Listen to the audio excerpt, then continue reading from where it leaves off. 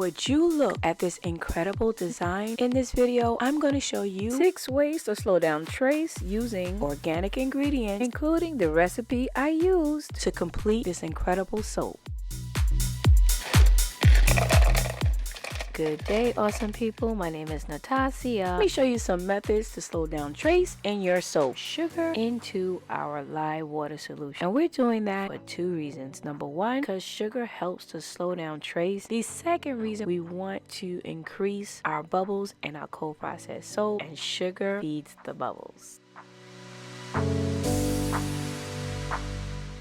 Did you know that the temperatures of your lye water solution and oils and butters are increasingly important in how much time you give yourself to create your design in your cold processed soap? Well, it does. And for me, the ingredients that I use, the approach that works for me is to combine my lye water and oils and butters between 79 degrees Fahrenheit and 85 degrees Fahrenheit.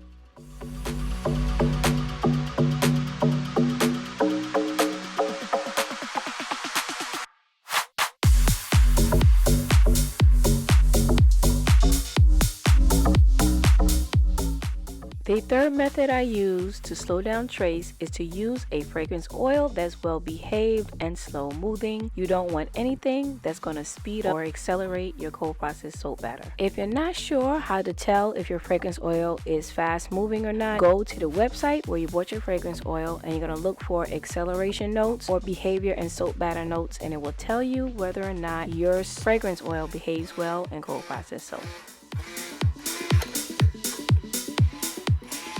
The fourth method I use to prevent any acceleration in my batter is to blend just to emulsion. I don't want to blend it to any trace, just to incorporate my ingredients, because number 1, I'm going to be blending the colorants into the batter, and number 2, I want to give my batter enough time to stay fluid so that I can complete the design. I'm going to add matcha green tea to my batter as a colorant for my cold processed soap. Now, the use of the colorants or the organic colorants that you use in your batter also determines how well your soap batter behaves. So method number 5 is to avoid colorants that will speed up trace. Now, in my example, I did use a colorant that does kind of speed up trace, but sparingly, and that was titanium dioxide. Stay tuned to the end to see how this affected the final design. Aside from the ingredient focus, 2 of the main parts of doing the design is number 1, pouring your contrasting colors on one end of your soap loaf slowly down the side. You kind of want the previous soap to be pushed by the soap currently being poured. We don't want to kind of mix it or pour it inside of the other color. We just want it to push like an accordion the other colors slowly to the opposite side of the soap loaf.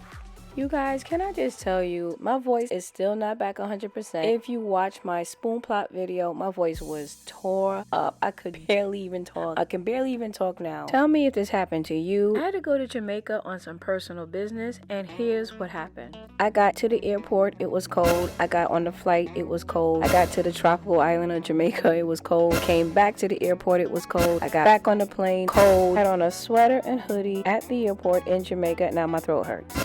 They had the nerve to want to sell blankets on the plane, you guys.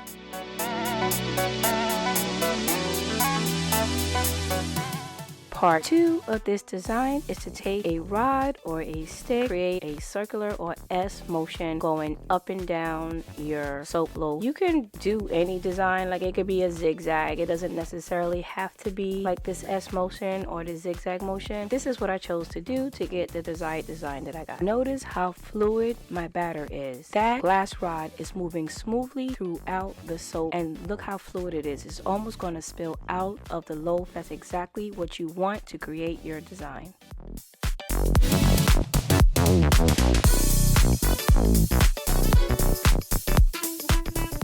look at that design at the top. Look at the design on the side. It almost looks like it's still fluid. So the third part of this design is how you cut it. So we're not going to cut it vertically from the top of this soap to the bottom. We're going to cut it horizontally. And I'm measuring how thick I want my soap, and that's where my cutting point is.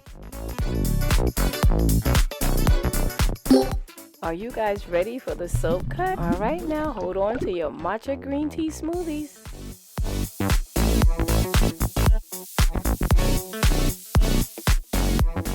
Now side A is nice, but look at side B. Oh my goodness, you guys. I'm getting green tea leaf inspiration. How beautiful did this soap come out? Now, this is where I was talking about using the titanium dioxide was probably not the best option, but I did want the color contrast.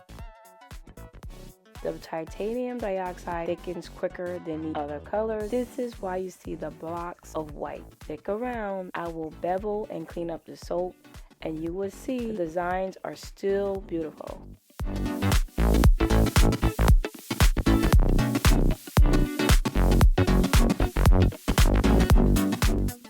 Not all the greens made it to this layer, but guys, look at how beautiful the swirls are in the layer. It's still absolutely gorgeous.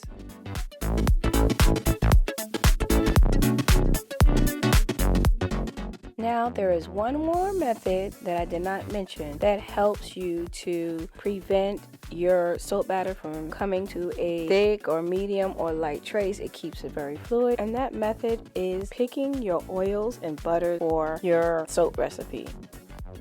So in picking your oils and butters for your soap recipe, you guys, you do want to concentrate on oils and butters where your unsaturated oils and fats are higher than your saturated fats.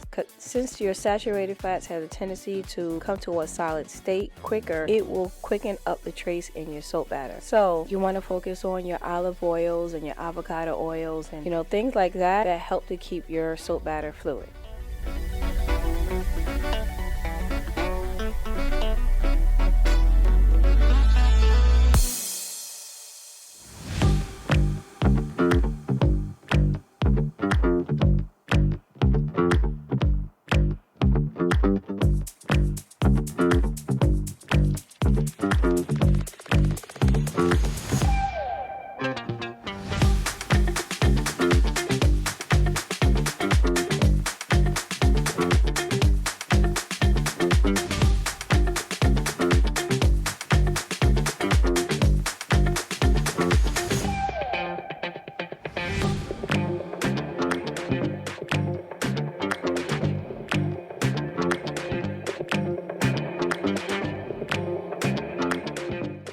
I just want to go over some things that I would do a little differently. I would try to figure out a way to use titanium dioxide where it stays more fluid, or choose a color that's close to it, maybe a white mica. Matte micas have something called snowflake mica or something. I would use a white mica instead of titanium dioxide, and that would have kept that contrast color that I needed, plus maintain the fluidity, because once it got thick, it kind of knocked out my deeper green colors, but it still came out absolutely gorgeous, you guys.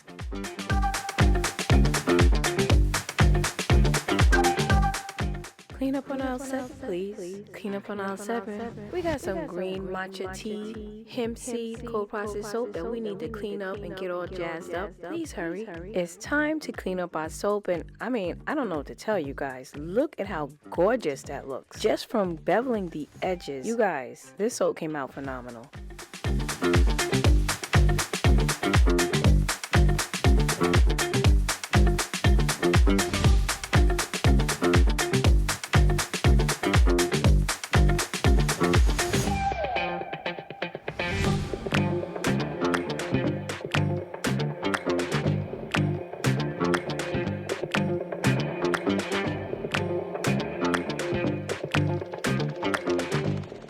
If you have gotten this far, you are phenomenal and definitely a dedicated watcher and subscriber of my channel, and I appreciate you so much. Let's have a discussion below. If you have used hemp seed milk in your cold process soap, let me know your experiences with it. If you have used matcha tea or green tea in your cold process soap, let me know your experiences. If you have drank matcha green tea or drank hemp seed milk, let me know your experiences below. And if you are a soap maker, let me know below. When you do intricate designs, what temperature do you actually mix your ingredients with, and does that work for you? I want to give a special mention and shout out to the following people who are always or generally the first to respond on my last 2 videos: Josie, the Techno Rocker, Lamelia, Rila, Angie, Fertati, Diane, Cherry, Yvonne, Dalian or Dalian, Eva Alliance. I want to thank you guys because you guys always come through, show support, and respond. And you responded to my last 2 videos, and I want to just thank you. Sorry if I butchered your name, but you know I mean well. Special shout out to Dalian or Dalian because you were the only one that pointed out my little reggae song that I sung at the end of my Jamaican Peacock video. Yes, girl, 1 million. We need 1 million. Hey, let's get to 1 million subscribers and likes, you guys. Let me know if these tips on slowing down trace in your cold process soap is going to help you in the future. Protect your beautiful skin and your beautiful energy. Please like my videos, watch them a ton of times, hype the videos also, like, share, and subscribe, and I'll see you guys on the next one. Ciao for now.